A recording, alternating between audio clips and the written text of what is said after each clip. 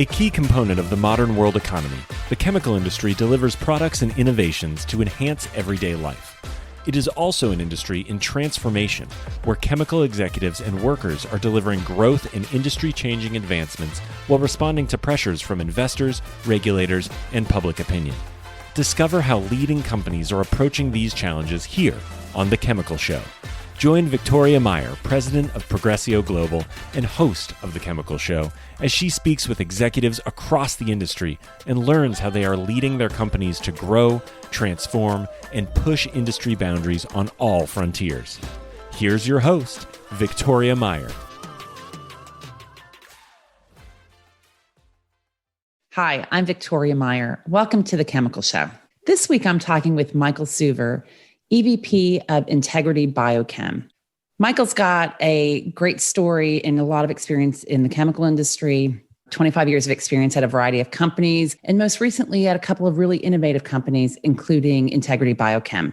Michael oversees the commercial development and is really helping lead that business into the specialty chemical markets. Michael, welcome to The Chemical Show. Thank you, Victoria. It's always a pleasure to speak with you, and I enjoy our time together when we can. Awesome. Thanks. So, Michael, let's just start. Tell us a little bit about Integrity Biochem. Sure. Integrity Biochem is a relatively new organization. It was founded around 2017 to deliver a new bio-based polymer into the oil fields. Jimmy Jett, who is our CEO, came out of, quote unquote, retirement. Once him and Dr. Charlie Landis realized that they had developed this unbelievable bio-based polymer. And so they started to fulfill a need in the oil fields and quickly realized that this polymer was extremely versatile, started to expand quickly, brought on a lot of folks. And now we sit here today in 2021,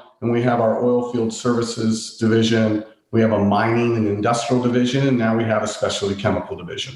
Yeah, we have rapidly grown through this pandemic. We're launching a series of bio-based surfactants, which are really exciting. And the future's bright for IBC for sure.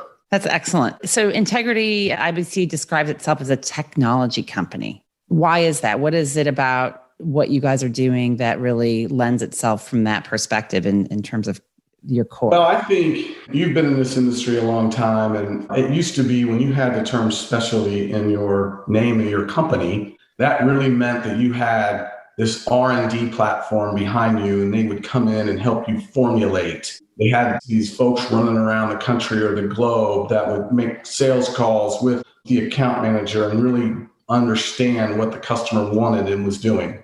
And that has really gone away. It's, companies really homogenized themselves over the last 25, and that's okay.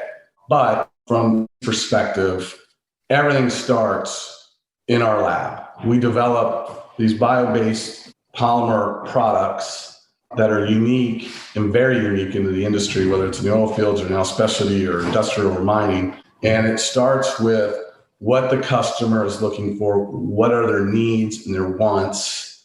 And we help tailor, a completion fluid or an adjuvant or whatever the case may be that could be unique for this customer.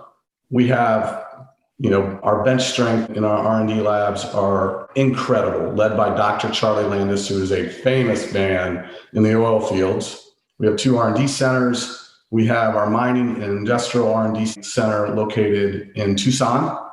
And then our oil fields and specialty chemical R&D center is located in Crescent, Texas, which is our headquarters. But everything starts with what can we do to help our customers deliver their products to their customers. Cool. So, since you've joined Integrity earlier this year, your focus is really in moving them more into specialties, specialty chemicals in the sense of industrial, household, personal care. What can you tell us about, what does that look like for you guys? Well, it has been a fun ride. I came on last October. They were a customer of ours for a few years in my previous role. And as they developed this polysaccharide biopolymer, they quickly realized that the functionality of this thing was just crazy. And every day it seemed like they learned more and more and more things about the base chemistry. And they wanted to get into the surfactant business. They made surfactant blends, I should say, for the oil fields, and then started to develop some bio-based portions of the blend with this biopolymer. And as we quickly realized, there was a lot of stuff they could do with this polymer. And so as we started to make bio-based surfactants, we realized that the sky was unlimited to where we could take this technology, whether it was in personal care. Folks are now looking, to make free from some of the bad actors. Agricultural, HI&I, mining uses surfactants. And it's just such a tunable range of this biopolymer is so tunable and so compatible. It can make a long list, a product slate. I think we could actually make about 68 different surfactants. That's impressive. It is. And the unique thing is we can make a lot of it. The knock to some degree with bio-based chemistry in the surfactant world is you can't make enough to fulfill the emerging need across not only here in America and North America, but around the globe. Bio-based anything right now is hot. And obviously people are looking to reformulate to get more green. And so we have taken advantage of R&D capabilities. We already had the infrastructure servicing the oil fields and the mining. And so now we're taking that same customer service yes attitude and moving it over to our specialty side of our business. Excellent. You mentioned kind of scale and bio-based surfactants and bio-based chemicals have been around for a while. They're gaining a lot more popularity. There's a lot of interest in it. And yet, as you point out, scale has been an issue. So we're seeing a lot of demand and requirements driven from consumers, and maybe some regulatory agencies, depending on where you are in the world, which then come back to what the companies, the formulators and consumer products companies and industrial companies, et cetera, want to use. And yet kind of, the secret behind all of it that frankly, folks in the chemical industry know, and maybe, the general public who's demanding these don't understand is it's very hard to get enough product to satisfy the market demands. The surfactant market as a whole is ginormous, as you know. It goes into every single market and end-use markets around the planet. And the one thing that our bio-based chemistry is not, it is not fermentation. And so we're able to make bio-based surfactants on a scale of a synthetic-based surfactant. And the time to make the surfactant is compatible with making the cycle time is compatible with making a synthetic surfactant. And that's why we're able to make what we think can fulfill not only our customers' needs, but our future customers' needs. We can make a lot of it. And we talked a little bit about that when we presented at the ICIS show a couple of weeks ago. And that was really what got a lot of traction because folks haven't been able to figure out how to make enough or have enough capacity to fulfill customers' needs. Got it. So, and that touches maybe on one of my questions I had, which is as a relative newcomer, your company is, only 4 years old. How does IBC gain credibility in order to achieve growth, especially in they're pretty difficult markets, right? You've got sophisticated customers who've been around for a long time. How do you gain credibility? Because there's an IBC. Well, first, I've been doing this a long time, and I know a lot of folks in the industries that we're servicing today and want to service tomorrow. So I reached out and I had conversations with folks that I trust, that I've gained a lot of respect for over the years. And I asked that question. And I asked a lot of questions to folks that I've been fortunate enough to either work for or with some of the greatest people in our industry. And I'm blessed for that. And so that was a challenge.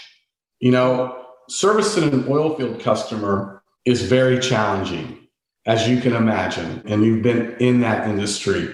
My challenge to IBC and our employees was to say, hey, look, that challenge going into the HI&I market, the detergent market, the personal care market, or the agricultural market is really a lot alike. You got to service the heck out of the customers. You got to be clear in your value proposition to your customers. But I think some of the things that I found early on was I wanted to kind of have a cheat code, so to speak. And so we have just partnered up with somebody who's in the personal care space. They're a second generation family owned business out of Dalton, Georgia, Southern Chemical and Textiles. They're now known as SCT. And I am very close to their family as well as some of their executives. And we sat down to talk about this new chemistry. They were very intrigued by it. So they're actually launching with our Eden Surf, which is our personal care and detergent line of surfactants. They're actually launching a series of surfactant concentrates featuring Eden Surf. They're going to call it Dextera, and they're going to market that to their customer base. So that's really exciting for us. That gives us a lot of, I wouldn't say instant credibility because you're always proving yourself every single day. But what it does do is it gets us some opportunities that we may have not gotten this early in our progression into the specialty chemical world. But, so we'll continue to do that type of relationships. And we're so excited. SCT is just a wonderful company, and they make wonderful products into the personal care and detergent markets. And we think we're a nice value add for them, and it allows us to expand our footprint much quicker. Awesome. We'll be right back.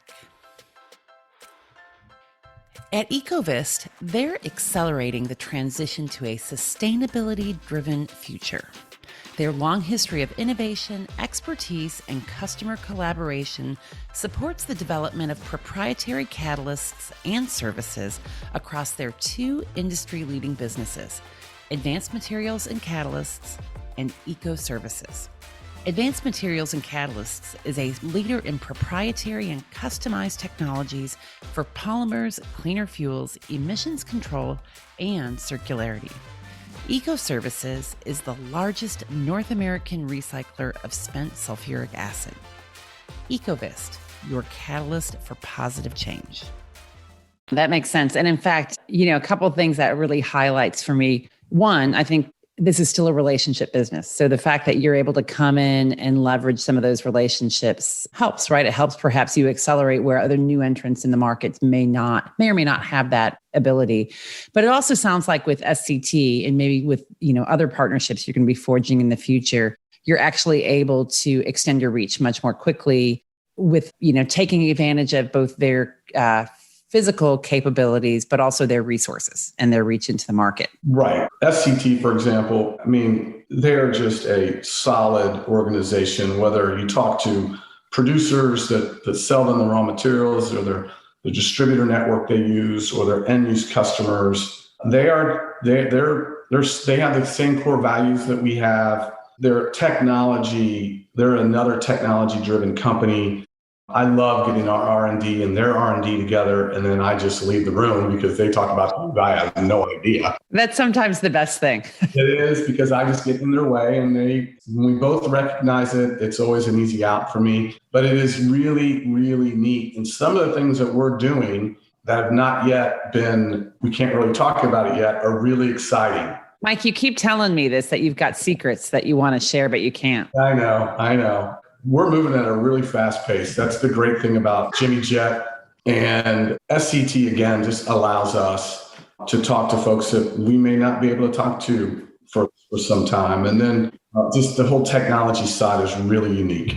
Yeah, absolutely. So, you've been in an entrepreneurial leadership role for a number of years, right? With Performance and now with IBC. What have you found to be critical when you come into a new role like this and as a new entrant in the market, right? So this is, again, not your first rodeo trying to enter the market with a new company and new products. What's in your playbook? What's the key to success? Well, I always tell myself to be as genuine and be yourself. I see and I pay attention to folks to succeed and folks that fail, organizations that fail. And I think they get away from who they are, not only as individuals, but then as an organization. So I always try to be who I am. And I don't ask folks to do things that I won't do myself. I think hard work and showing up is probably the most important thing to start.